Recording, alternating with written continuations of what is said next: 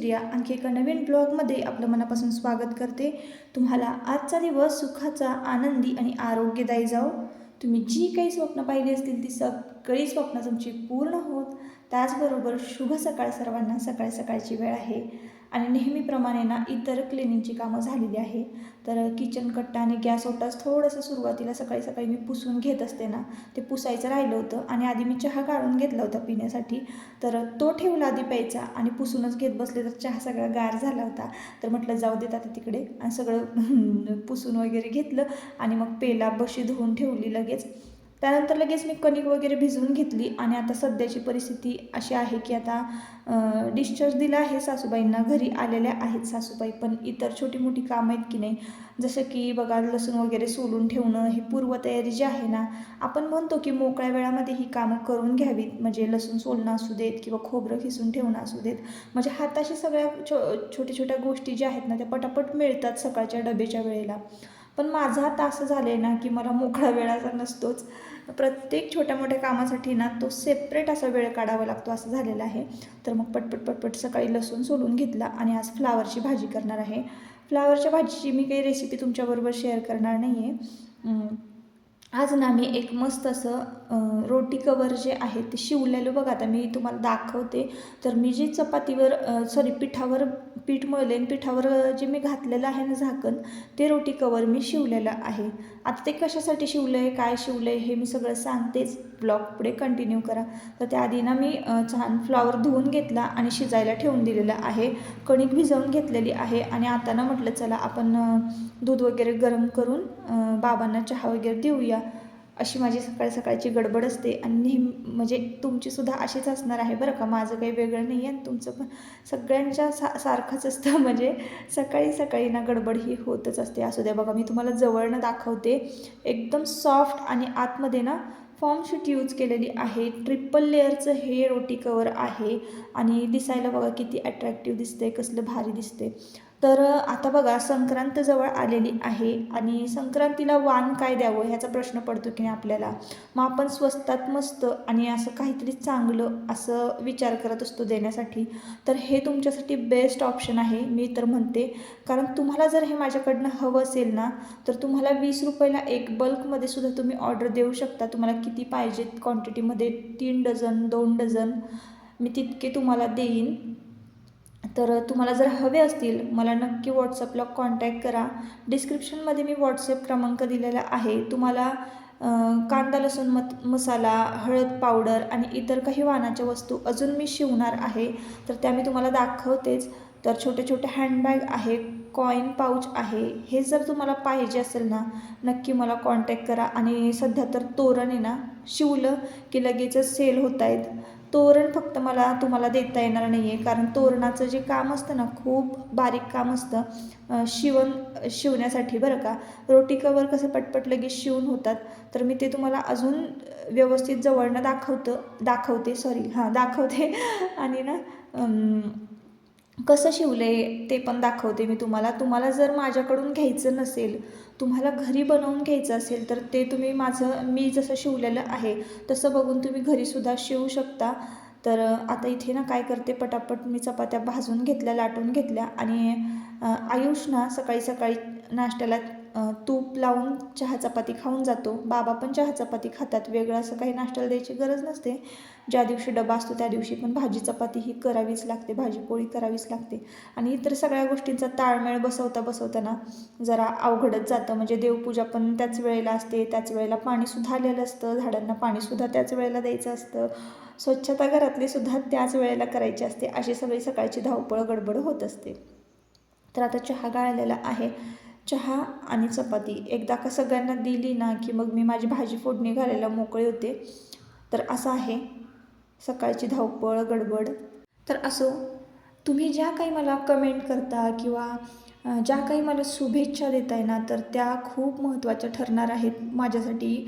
मी जेव्हा विचार करते ना की डिसेंबर महिना लागलेला आहे आणि या वर्षामध्ये आपण काय कमवलं, किंवा काय काय केलं नक्की. तर मी काय काय केलं ह्या खूप साऱ्या गोष्टी माझ्या डोळ्यासमोर उभ्या राहतात. त्या मी एखाद्या ब्लॉगमध्ये तुमच्याबरोबर शेअर करेनच. पण तुम्ही जो काही माझ्या कांदा लसूण मसाल्याला प्रतिसाद देत आहात, इतर सगळ्या गोष्टींना प्रतिसाद देत आहात ना, मनापासून मी तुमची खूप खूप आभारी आहे.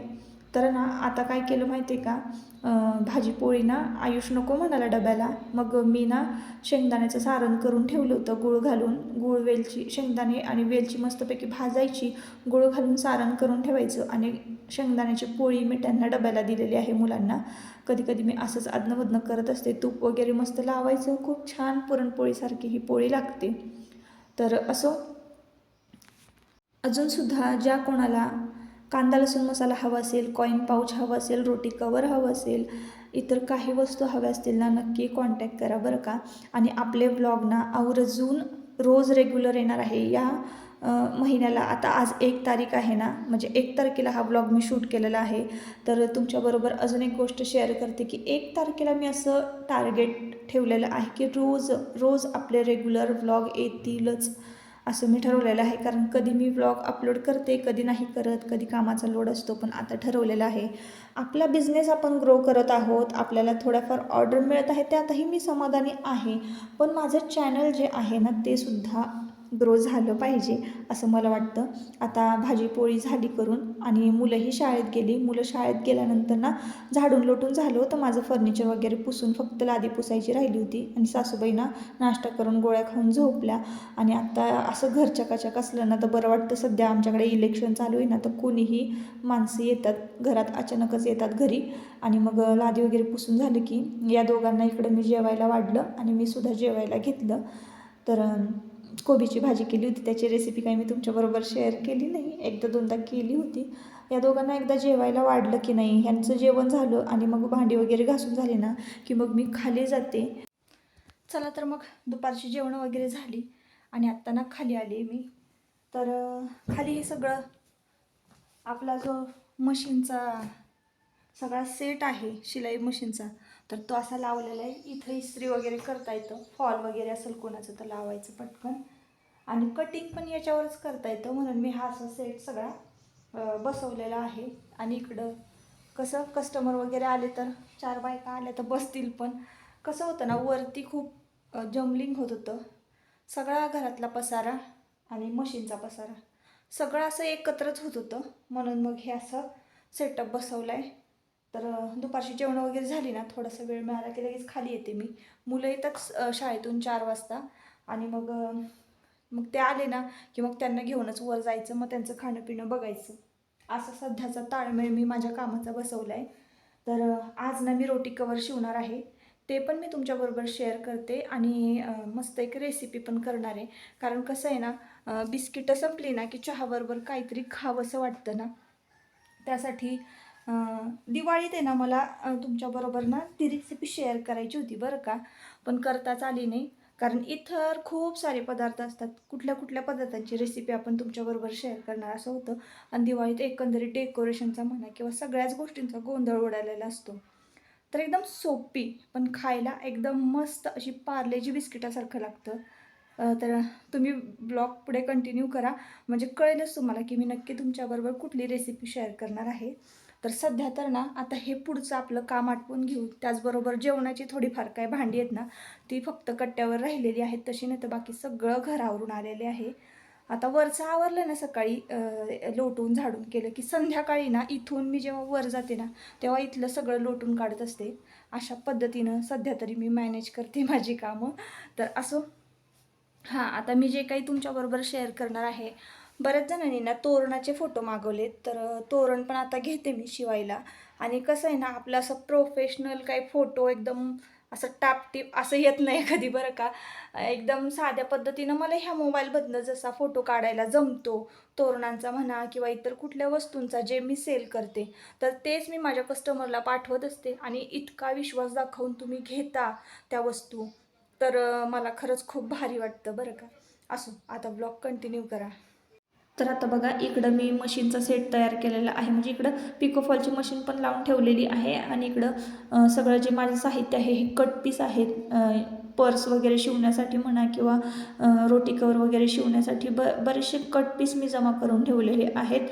त्याच्यानंतर इकडं ब्लाऊज पीस आहे आणि त्या पिकोफॉलला एका कस्टमरची साडी आलेली आहे, ती द्यायची आहे मला करून. आणि इथं देवांशची मला वही सापडली. बरेच दिवस झाले मी इंग्लिशची ही वही मी शोधते आहे, काहीतरी लिहायला घेतली असणार आहे, माझ्याकडूनच इथं राहिली, तर सकाळी तो तसाच गेला होता. आणि त्याच्यानंतर मग हे बघा, हे फॅब्रिक आहे, कलर फॅब्रिक, जे की मी तोरणासाठी वापरते. आणि ही फॉर्म शीट आहे बघा, ही फॉर्म शीट तुम्ही रोटी कवरसाठी वापरू शकताय, तोरणाला नाही वापरायची ही. आणि इकडं बघा, आता ही झाकणी घेतलेली आहे मी. इकडं ना मी बेड तयार करून ठेवला आहे, समजा जर कधी माझे अचानक पाठ वगैरे दुखायला लागली तर जरा वेळ आडवा पण होता येतं, यासाठी मग म्हटलं हा बेड आहे ना तयारच करून ठेवावा, कारण कधी आपली पाठ दुखायला लागेल मलाच कळत नाही. तर मी इथं जरा वेळ पडते दुपारची. आणि मग त्यानंतर इकडे बघा, कुठलीही झाकणी घ्यायची, कुठल्याही साईजमध्ये तुम्ही हे रोटी कवर कट करू शकता. तुम्हाला चौकोनी पाहिजे चौकोनीसुद्धा कट करू शकता, तुम्हाला गोल पाहिजे गोल पण आहे ना, कुठल्याही छोट्या मोठ्या साईजमध्ये तुम्ही कट करू शकता. आता मी इथे एक दुधाची झाकणी घेतलेली आहे ना, तर असा म्हणजे मध्यमच आहे, गोल जास्त छोटा पण नाही जास्त मोठा पण नाही. त्याच्या खाली मी कॉटनचं कापड जे आहे ते ठेवून घेतलेलं आहे. त्याच्यामध्ये फॉर्म शीट आहे, फॉर्म शीट पण चौकोनी आकारामध्ये कट करून घेतलेली आहे. तुम्ही जर एकावर एक ठेवून 3 एकत्र कट करून घेतले ना सर्कलमध्ये, म्हणजे गोल, तरीही चालेल बरं का. पण तुम्ही जर पहिल्यांदा शिवत असाल ना, तर मी शिवते ना त्याच पद्धतीनं शिवा बरं का. फॉर्म शीट आणि खालचं जे कापड आहे ते चौकोनी शिवा आणि एक मेन फॅब्रिक जे आहे ते चौकोनी गोल शिवून घ्या. आणि इथं मी आता टाचणी लावून सिक्युअर करते हे कापड. आता कोणाला वाटत असेल हे किती सोपं आहे, हे कशाला काय शिकवते, पण तुम्हाला सांगते ताईंनो, जेव्हा मी फर्स्ट टाईम हे रोटी कवर तयार केलं होतं ना, बऱ्याच जणांनी माझ्या चुका काढल्या होत्या, हे वाकडंच झालं आहे तिकडंच झालं आहे. आणि घेणारं कस्टमर पण कसं असतं, आपण कसं शिवतोय, आपण किती फिनिशिंग देतोय त्या कामाला, किंवा ते दिसतंय कसं, ह्या वस्तूवर त्याची किंमत ठरत असते. आणि बऱ्याच जणांनी मी तोरणं शिवली होती ना, तर बघा ते वाकडंच दिसतंय किंवा पानात छोटी मोठी आली आहेत, असं झालं आहे तसंच झालं आहे. असं नाही होत, तुम्हाला मोबाईलमधून तसं दिसत असणार आहे, पण आम्ही जेव्हा तोरण तयार करतो ना, तेव्हा एक पान ना हे 7 पानं एकत्र कट केली जातात, त्यामुळे ती छोटी मोठी कधीच नाही दिसणार. आता मी असं एकाच कस्टमरचं नाही सांगत आहे, काही काही कस्टमर असे असतात ना, असं बोलतात की फिनिशिंग नाही आहे त्याला किंवा असं, ह्या सगळ्या गोष्टी. मग आपल्याला एकदम परफेक्ट आणि फिनिशिंगमध्ये येण्यासाठी एवढ्या बारकाईनं बघावं लागतं. आता मी ना त्याच्यावर लाईन आखून घेतलेल्या आहेत, जेणेकरून जी फॉर्म शीट आहे ना, ती आपण शिलाई मारताना गोळा व्हायला नको आणि व्यवस्थित म्हणजे ते दिसलं पाहिजे छान. जितकं आपल्याला एखाद्या गोष्टीला फिनिशिंग देता येईल ना, तितकं फिनिशिंग द्यायचं आहे, कारण आपल्याला ती गोष्ट सेल करायची आहे त्याच्यासाठी. आणि त्या फिनिशिंगवरच म्हणजे आपण जी वस्तू सेल करतो ना, त्याची किंमत ठरत असते, असं आहे. म्हणून जितकं फिनिशिंग देता येईल तितकं फिनिशिंग द्यायचं आहे एखाद्या वस्तूला. आणि मी इथं आता टिपा मारायला सुरुवात केलेलं आहे. डायरेक्टच तुम्ही गोल टिपा मारून नाही घ्यायच्या बरं का. तुम्हाला आहे ना, तुम्ही स्टार शेपमध्ये सुद्धा रोटी कवरला टिपा मारू शकताय, जसं की मी मारते बघा, मधी चौकोनी टिपा मारते, तर चौकोनी टिपासुद्धा तुम्ही मारून घेऊ शकता. मध्ये टिपा मारल्याशिवाय हे रोटी कवर जे आहे ते फिक्स होत नाही बरं का, म्हणजे ते 3 लेयर आहेत ना, एकमेकांना फिक्स होत नाही आणि मग नंतर बाजूबाजूनी आपल्याला हे शिवत जायचे. आपण मधून टिपा मारून घ्यायच्या आहे फॉर्म शीटला, म्हणजे ती फॉर्म शीट जी आहे आणि खालचं जे मेन फॅब्रिक आहे तर ते हलत नाही, व्यवस्थित सिक्युअर होतं, ते व्यवस्थित चिटकतं, ते शिवल्यामुळे चिटकलं जातं. आणि बघा आता व्यवस्थित झालेलं आहे आपलं, इथं शिवून झालेलं आहे. आता काय करायचं आहे, आपल्याला हे कटिंग करून घ्यायचं आहे, गोल व्यवस्थित कट करायचं आहे. आता हे कसं शिवल्यामुळं हे काही हलणार नाही, काय नाही. त्याच्यानंतर मग आपल्याला ना बाजूने टिपा मारून घ्यायच्या आहेत, त्याला मी कडेने सुद्धा एक टिप मारून घेतलेली आहे आधी. आणि त्यानंतर आपल्याला आहे ना, आता कुठलीही एक 2 इंचाची पट्टी घ्यायची आहे, कुठलीही कलरची तुम्ही घ्या, आणि 2 इंचाची पट्टी घ्यायची. आणि अशा पद्धतीनं मी जशी बघा लावते जोडते, तशा पद्धतीनं तुम्ही ती पट्टी गोल जोडून घ्यायची आहे.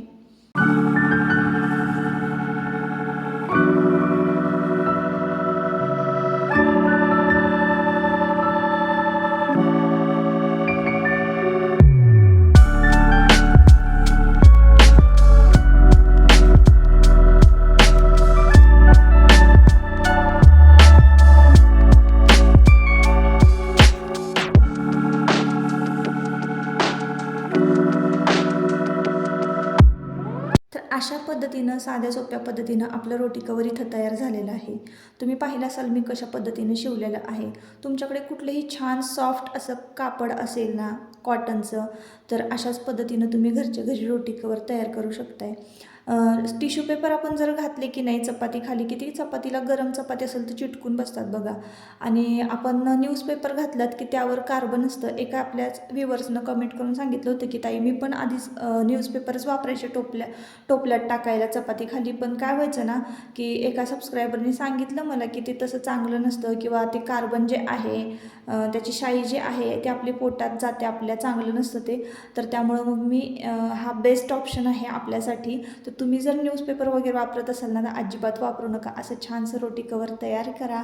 किंवा तुम्हाला जर मग नसेल तयार करत किंवा तुम्ही वर्किंग वुमन असाल, तुम्हाला वेळ नाही, तर माझ्याकडनं तुम्ही नक्की घ्या. एकदम मस्त असं रोटी कवर हे तयार झालेलं आहे. आणि मग त्यानंतर की नाही 1-2 ताईंची तोरणाची ऑर्डर होती, तर ते तोरण पण मी इकडे लगेच तयार करायला घेतलं. म्हणजे रोटी कवर माझे शिवून झाले भरपूर सारे.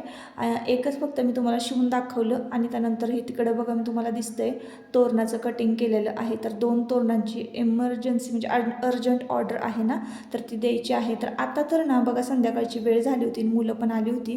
जवळजवळ 4:15च्या आसपासचं हे टायमिंग असावं. मुलं स्कूलमधनं आले आणि चला मग म्हटलं आता वर जाऊयात. इकडे वर आले तर शाळा सुटली आणि देवांच्या घरी आला ना थोडासा रुसलेलाच असतो. कोणाशी तरी त्याची भांडणं झालेली असतात, कोणीतरी त्याला चिडवलेलेच असतं. आज तर कोणीतरी त्याच्या अंगावर पाणी सांडलं होतं. तर असं असतं. मग तो रुसतो, मग बोलतच नाही. म्हणजे मित्रांचा जो राग आहे ना तो घरी घेऊन येतो, असा आहे त्याचा स्वभाव. मग त्याला थोडंसं लाडीगुडी लावायची, मनवायचं, काय काय शिकवलं विचारायचं. तर यातच माझा सगळा म्हणजे असा माझा दिवस जातो आणि असा वेळ जातो. तर चला मग ताईंनो, आज मी तुमच्याबरोबर मस्त अशी रेसिपी शेअर करणार होते, पण झालं असं की संपूर्ण दिवस आपला या कामातच गेला. नेक्स्ट ब्लॉगमध्ये मी नक्की तुमच्याबरोबर एखादी छानशी रेसिपी शेअर करते. आत्ता म्हटलं चला सुरुवात करूया एखाद्या रेसिपीला, पण संध्याकाळ झाली होती. मग संध्याकाळचं काय होतं ना, आता लवकर शाळा असते सकाळची, कधी 7 वाजता, कधी म्हणजे टायमिंग वेगवेगळं चेंज होत असतं शाळेचं. तर मग त्यामुळे आहे ना उद्या सकाळची शाळा आहे, तर त्यामुळं म्हटलं चला आता नको, स्वयंपाकालाच लागायला येईल चहा पाणी झाल्यानंतर, आणि मग नको रेसिपी करायला. तर नेक्स्ट ब्लॉगमध्ये मी नक्कीच तुमच्याबरोबर मस्त अशी रेसिपी शेअर करेन. आता सध्या तरी या व्हिडिओमध्ये एवढंच. आता या व्हिडिओचा इथं शेवट करते. परत आपण पुन्हा भेटूया नवीन एका ब्लॉगमध्ये. तोपर्यंत स्वतःची काळजी घ्या आणि मजेत राहा. ब्लॉग हा कसा वाटला मला नक्की कमेंट करून सांगा. चला बाय बाय.